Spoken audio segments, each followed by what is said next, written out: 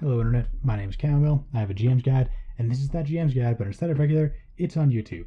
We're talking about dungeons again today. We'll be covering believability and variety, the second and third keys to good dungeon design. We talked about non-linearity last time, so go ahead and check out the last video if you missed it. So let's dive right into believability. Dungeons are sometimes laid out essentially or even literally at random, with the first room containing a pack of goblins, the second room containing an ogre, and the third containing a displacer moose. If the players attack the goblins, the ogre won't hear and come to investigate. If they kill the goblins, retreat, rest up, and return, the first room will still be full of dead goblins, and the ogre will still be waiting around in room 2. The dungeon will have no notes for what the ogre and goblins and displacer moose are even doing there. They're just the dungeon. A bunch of monsters camping on a bunch of treasure for players to kill. This problem is getting more and more rare as published modules and adventure paths are getting more and more popular, and they almost never make the mistake of having a dungeon whose inhabitants don't have any reason to even be there, let alone menace the countryside. But in the interest of being thorough, your dungeon should have a reason for existing. The monster should live there for a reason, they should have treasure for a reason, and preferably they should pose some kind of actual threat to the surroundings rather than just being murder hobo targets. Now, the reason why the monsters are in the area should inform the way they use the dungeon space. If they are raiders, they'll need a place to keep their loot and may not be as organized as if they were a forward attack base for an invading army. If they're scouts for a Dark Lord, they're probably much more interested in keeping exits open to flee and report back than if they're a stronghold that's meant to serve as a secure location from which to patrol the area and to resist siege, like an underground castle. The reason why the dungeon was first constructed should also inform its layout, which is something we discussed more in depth back in the non-linearity video. A mine that's been overrun by kobolds will have a very different layout from a dungeon intentionally constructed as a fortress by them. It's particularly important to bear in mind this aspect of believability when placing traps. If the dungeon was not originally meant to repel invaders, then unless the current inhabitants are themselves engineers and have access to enough manpower for serious remodeling, they probably can't build any traps directly into the walls or floors, like a dart trap triggered by a pressure plate. But they can still set up crossbows at one end of the hallway and rig them to go off if someone breaks a tripwire strung across the hallway at knee height. Bear in mind also that monsters have to actually live here. The path from the sleeping quarters to the toilet can't have active traps going all the time, or it's going to kill more of the defenders than intruders. Traps between living areas and dining areas are eventually going to kill their owners unless they're only armed when the dungeon is under attack. Traps which can be armed and disarmed can be just about anywhere, but someone has to actually arm them. Whose job is it to arm these traps? How long does it take them? Does this keep a goblin or two out of an encounter for a while, or maybe even indefinitely? On a related note, the monsters live in the dungeon. Even if they're a raiding party or soldiers and have no civilian population, and this is usually the best way to go because most dungeons do not want to deal with the baby orcs problem, although if you do plan to use that particular moral conundrum in your game, everything about monsters living in a dungeon used as an army base goes double for a dungeon used as a village. But even soldiers and raiders need to eat, sleep, and play a rousing game of can the human eat it? They need places to eat, places to sleep, and if they're going to be here for more than a week, places to relax, in addition to guardhouses and choke points and so on. A significant chunk of the dungeon's population will be eating, sleeping, or relaxing until the alarm is sounded, and only at that point will they grab their weapons and get to battle stations. Particularly for monsters who are asleep, and thus out of their armor, it may take 2 to 3 minutes from the sounding of the alarm to get ready for a fight and arrive at a guard station. Players may find monsters who, in an ideal for the monsters situation, would be fought together, but are instead split up in corridors and barracks, pulling their boots on and heading to rendezvous points to form up with the other monsters in their cohort, and thus the players can pick off piecemeal an encounter that might have been much more difficult when fought all at once. Now sword fights make noise, and monsters from the room just down the hall will probably come to investigate and reinforce their buddies. Disciplined monsters might have specific rendezvous points and might leave their friends to die in the room down the hall in order to head to that rendezvous point and mass up. Less disciplined monsters might rush straight for the fight. Cowardly monsters might stay in the room they're in, unless bullied into doing otherwise by bigger and braver monsters, but they might also flee deeper into the dungeon and seek safety in numbers. Even if they do stay put, they'll at least bunker down and be prepared for a fight when the players enter, and probably have a pretty good idea of which entrance they'll be coming through and ready a bunch of actions to pincushion the first living thing that walks through. If a dungeon is big enough, and many dungeons are, you might need a random encounter table to keep track of monsters who meander around, rather than keeping track of all the monsters yourself, something which is really only possible with a one-page dungeon, or if you have a virtual tabletop like Roll20 or Fantasy Grounds, in which case the tokens are all over the map and you can move them around without having to constantly write down and erase where they have moved from or to. You can probably replicate this in tabletop with a couple of cutout tokens and a GM screen side map of the dungeon, but it would be a lot more hassle. Instead of figuring out exactly where each and every monster is, populate major rooms with specific encounters, and then have reinforcements, patrols, and monsters just wandering around restless and maybe a little drunk with their buddies. Have all that be pulled from a random encounter table. But don't make this table infinite. If players encounter 5 orcs led by an Orog when they roll a 10 on the encounter chart, maybe have 3 of these random encounters, which you can write down as 5 orcs led by an Orog and then a 3 in parentheses. And once they've encountered and slain or driven off all 3 of those encounters, that slot on the random encounter table is just empty. If they roll a 10 again, since there are no more 5 orcs led by an Orog groups left, they don't encounter anything. As the dungeon's population grows more sparse, the odds that there will be anyone around to reinforce a guard room that sounds the alarm grow slimmer. The hallways are less populated, and the party is less likely to encounter creatures at random while wandering the halls. Another important reason to have a finite amount of random encounters is because, once alerted, dungeon lords will usually want to gather up those random encounters into a reserve force. Monsters who are in static encounters hanging out in the barracks or asleep or what have you may also end up in a reserve force. The dungeon lord will then try to drop that reserve force on the party at first opportunity. But dungeon lords don't have the omniscient perspective of a dungeon master, which is good because trying to fight all the monsters in a dungeon at once usually goes poorly for the party.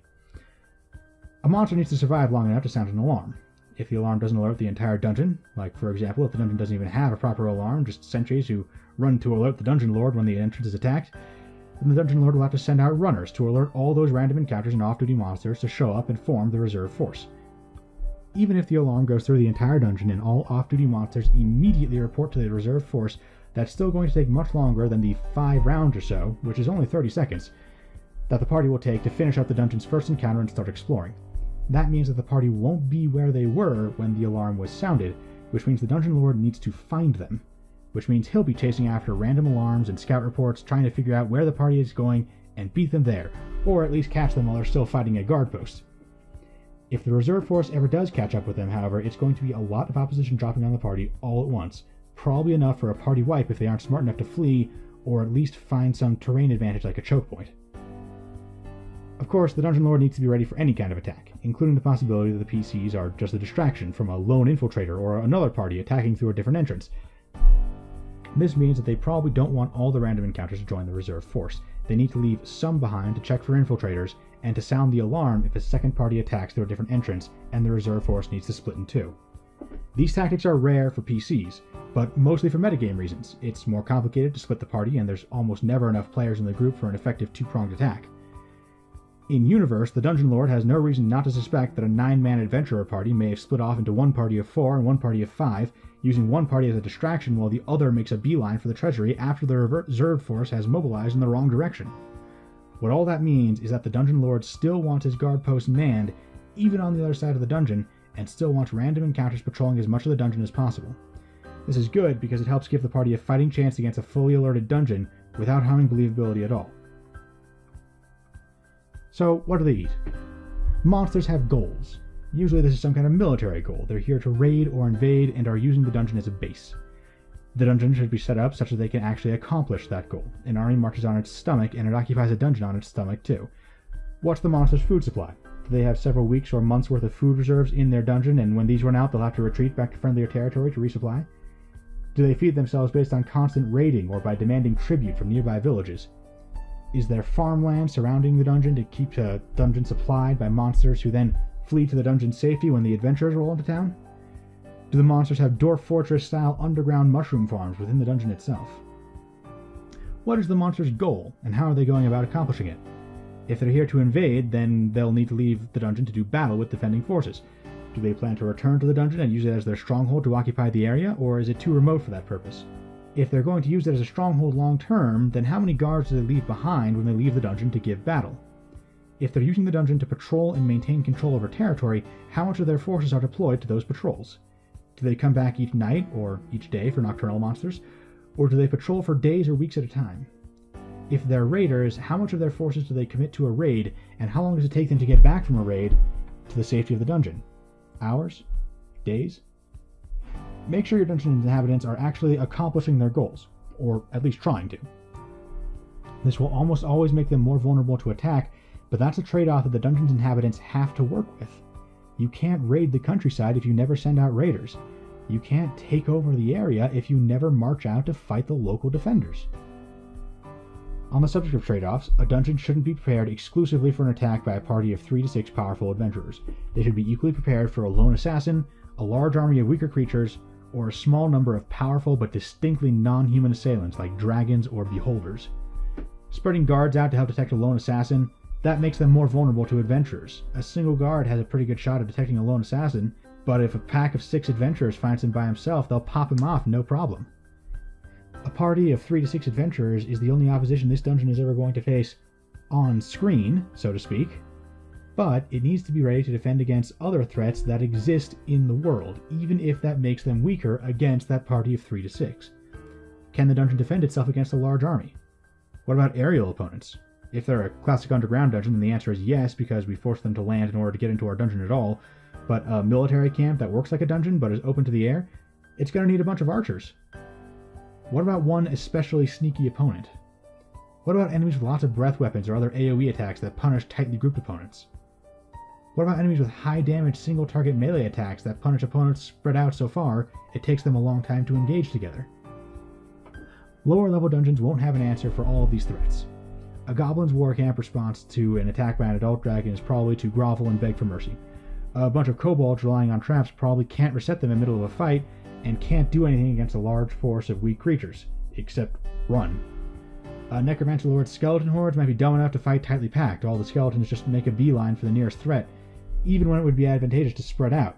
So there's no point in having a strategy to funnel AoE enemies into a wide open room where a loose formation can be employed. The skeletons won't actually adopt a loose formation, so why bother? But monsters should still be prepared to deal with as many threats as their resources allow, even if that means they're less specialized for defeating the player characters.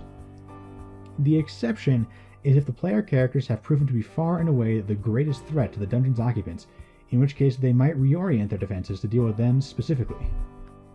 If the players make an excursion on a dungeon, run low on resources, retreat, and rest up, the dungeon may reorient its defenses for the next day's attack, in anticipation that probably the next attack is going to be an adventurer party and not a lone infiltrator or a giant army. For the last note on believability, let's talk about aftermath. Now, for the sake of variety, which we're about to get into, there are often multiple monster factions in a single dungeon, and they may be only loosely allied with one another, or even openly hostile to one another. If this is the case, after players retreat from a partially cleared dungeon, consider how this affects the factional politics. If a faction is weakened, another faction that the players didn't encounter may push to exterminate the weakened faction completely, and claim whatever's left of their treasure, as well as any valuable rooms of the dungeon they were occupying. The barracks with the good beds, or a more defensible guard room, that kind of thing. This could result in a scramble for territory that depletes all the remaining faction's forces. Don't spend too much time calculating how many orcs die when mopping up remnant goblins and skirmishing with drow doing the same thing, but do reduce their forces a bit. Have the orcs and drow go ahead, slice up the weakened goblins' territory, and each of them loses a couple of the troops while the goblins are completely finished off. Even if all monsters in the dungeon do get along, they still won't just leave valuable territory vacant. It's possible that a wing of the dungeon wasn't used for anything else except for the goblins to live in, and when some adventurers came through and killed all the goblins, there was nothing left to do with that space. But it's also sometimes true that a section of the dungeon contains important parts of the living space, like the kitchen, or locations of strategic importance, like a guard room or watchtower. These locations are going to be repopulated by monsters from other sections of the dungeon. All this makes the dungeon more believable, which helps with verisimilitude. By following these principles, the dungeon becomes a living thing with a purpose that reacts believably to player actions. It helps with immersion, and it means that players can more effectively plan ahead. If the world makes no sense, then there's no difference between a good plan and a bad plan. The effects will be random either way. The more sense there is in your dungeons, the more it makes a difference how good the player's plan is. So now let's talk about variety. For starters, enemy variety. Dungeons are big and players don't want to fight the same encounter over and over and over again while clearing them. Even if you have a one-page dungeon that's just the lair of some orcs, you should still include enough variety to keep things interesting. Use an Eye of Groomsh and an Orc War Chief as boss encounters in certain rooms. Give some orcs longbows instead of the standard great axes, and have them engage at range while their standard orc buddies run to hold the front line. Give some orcs a dire wolf mount and make them into powerful cavalry, and now you have 5 different encounters, including the standard encounter of just a bunch of regular orcs. And that's without even dipping into room design, traps, making unique monsters, or having multiple factions in the same dungeon. Speaking of room design, it's an important part of encounter variety, but make sure your monsters are able to use the room's layout to their advantage, otherwise it barely makes a difference. For example, if you have a sneaky orc ranger in one room, you might make it a large natural cavern with lots of stalagmites for him to sneak off behind to lose the party if they find him. An orc sorcerer with lots of fire magic might fire on the players from a ledge above a cramped corridor where they can't spread out to avoid the AoEs. If he runs out of spells, he can retreat into a side path that leads up to the ledge. Monsters live in a dungeon, so even if they've only been here a week or two, they probably know the place well enough to have figured out what areas are best suited to their abilities, and they'll be assigned there, or just gravitate there naturally if they're too disorganized to have any assigned patrols or guard stations. You can squeeze more unique encounters out of the same set of monsters by taking advantage of room design. Using just regular orcs and orcs with longbows, you can have a brawl in a mess hall where the ranged orcs use their melee buddies as a front line to keep their distance. You can have a room split in half by a chasm where orc archers on one side will attack the players with impunity if they come into the opposite end, but will be forced into melee if players come through the door on the archer side of the chasm, and a bridge surrounded by arrow slits that archers use to soften up the party while a mob of orcs rush across to meet them. The handy thing about arrow slits is that it should impose disadvantage on range attacks even if the party have a lot of ranged weapons that they're actually good with. Traps are another way to add variety to a dungeon. You can just let a trap stand on its own, but they're often more interesting if they're part of a larger encounter. For example, a pressure plate triggers a fusillade of darts, softening up the party, and then immediately afterwards, ambushing goblins leap out to try and finish them off before they can heal. If a trap is going to stand alone, make it a set piece, like a room whose walls close in to crush the occupants, or which floods to drown the occupants. Bear in mind believability when designing these traps. Whatever monsters live in this dungeon have to actually build these things. If they can't make a room watertight, they can't make a drowning room trap. They'll need some serious mechanical power to make a crushing walls trap. And bear in mind that some traps may not be intentional at all. A falling bricks trap might just be because the dungeon is old and starting to fall apart. You might have them strike squares at random during a large melee in a cramped area. You can be pretty sure they'll hit something, especially if one or two of them go off every round, but they might hit the monsters just as much as the party. Varying the rewards can also keep a dungeon interesting even if the encounters, including their room design and traps, are starting to feel samey. Players may have fought a half-dozen orcs led by an Eye of Grumsh twice already, but if the first time they got Boots of Speed and the second time they got a Mace of Terror, then by now they'll have picked up that the Eyes of Grumsh are the keepers of the dungeon's magic items. When they encounter the third Eye of Grumsh, they'll wonder what magic item this one will be guarding, and that can keep them invested in an encounter that might otherwise be repetitive. This is doubly true because the Eye of Grumsh will probably use the magic item he's guarding, which means fighting him might have a touch of flavor to it that sets the fight apart from the other eyes. I already said this in the Art of Encounters, but it's important, so I'll say it again. Players decide what kind of encounter any given room will be. If you sense they're getting sick of fighting through things, though, you can suggest that they might take a stealthy or diplomatic approach instead. Preferably a dungeon should have enough variety that even if you just slaughter every creature inside of it, it still won't get old, but if that fails, encouraging players to switch up their own tactics can help keep content interesting for longer. You can also design some encounters such that they lend themselves more clearly to one approach or another. For example, an encounter designed to be more open to negotiation might be some prisoners that you can free inside and who might be persuaded to help fight against their captors, instead of immediately fleeing into the wilderness. Or you might find evidence of a rift between the dungeon lord and one of his lieutenants that they might be able to parlay into a civil war. Most of these tricks will help squeeze just a few extra rooms worth of variety out of a dungeon. If you want to keep a very large dungeon from growing stale, you need to have noticeably different areas to the dungeon, with different monsters to fight who fight in a different style with different terrain. For example, hobgoblins tend to directly engage opponents with well-balanced teams that are prepared for many different threats, and will usually take up positions that favor what their group is good at, which may vary from one encounter to the next because different hobgoblin war parties have different units. They'll fortify whatever part of the dungeon they're occupying to better suit their defenses, but they won't make very heavy use of traps or ambushes. Instead, they tend to use things like choke points and reach weapons to force one enemy at a time to fight two active hobgoblins, or using arrow slits and fortified towers to fire on enemies who have difficulty shooting back. Regular goblins, on the other hand, will have ramshackle, less fortified living quarters, and rely much more on traps and ambushes. Orcs will be as straightforward as the hobgoblins, but less disciplined, usually charging straight towards the nearest enemy. They're plenty capable of a bit of tactical planning in advance, but once the fight starts, they're much harder to control, and their plans will take this into account. Orcs fight for glory, and you can't expect any hot-blooded orc warrior to stick to a plan that involves hanging back while there's glory to be had in the thick of it. Ogres are very big, very strong, and not too bright, so they'll tend to be very bold against smaller creatures than them, but more cautious against creatures their size, or especially ones larger. Trolls are cunning ambush predators who lurk in narrow crevices and wait for an unsuspecting creature to wander by, then attack the luckless victim in melee, and in tight quarters where escape is difficult. Examples keep going on for as long as the monster manual does. Use the culture and abilities of the monsters you're using in the dungeon to inform how they fight and how their section of the dungeon is built, especially if they built the dungeon from scratch, which means each and every room was placed because they wanted it there. Not only does this improve believability, it more importantly means that going from a section of the dungeon controlled by orcs to a section controlled by goblins will be a very distinct shift in how the opposition fights. As discussed in the believability section, different types of monsters can also make different factions who may be anywhere from closely allied to one another to openly at war with each other, and this can open up lots of possibilities for player interaction. Two monster factions who are very closely allied are essentially the same faction and may even be intermixed in the dungeon. If orcs and ogres get along swimmingly, they'll probably share barracks, mess halls, and so on with one another. Two monster factions who formed a coalition for a specific purpose, however, will keep to themselves, and may even turn on weakened members of the coalition if they don't think those coalition members are strong enough to be a meaningful contributor anymore. Some member factions of the coalition might be more loyal to it than others, and some coalition factions might be convinced to back out of or even betray the coalition. All of this is significantly exacerbated if the coalition is between normally enemy factions brought together by a common enemy or a strong-willed dungeon lord. In the latter case, especially, the death of the dungeon lord will probably see the factions of his dungeon coalition immediately going to war with one another. Just because monsters share a dungeon doesn't mean they aren't fighting one another. Dungeons may be in a cold war in which any sign of weakness, perhaps because the players depleted the forces of one of the factions, will result in an attack by the neighbors, who will then occupy the territory. Capturing new territory doesn't give a monster faction new troops out of nowhere, though. They'll have to stock the new territory by either draining some of their random encounters to make some new static encounters for the captured territory, taking random encounters and filling guard posts with them and so on, or else they'll have to move some of their own static encounters out of their guard posts and into the captured territory. Either way, the monsters who aren't reckless should weigh the benefits of newly captured territory against the risks of spreading themselves more thin.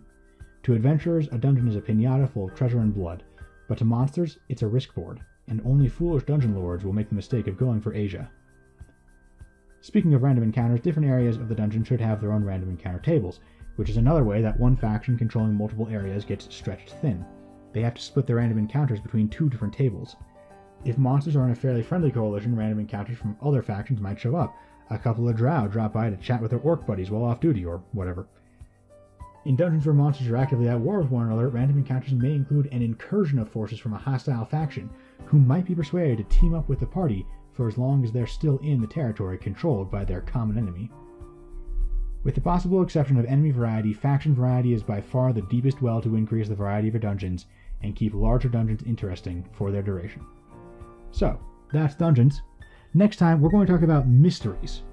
Mysteries are a very easy type of adventure to screw up, but if you do them right, they can be very satisfying. I'll see you there.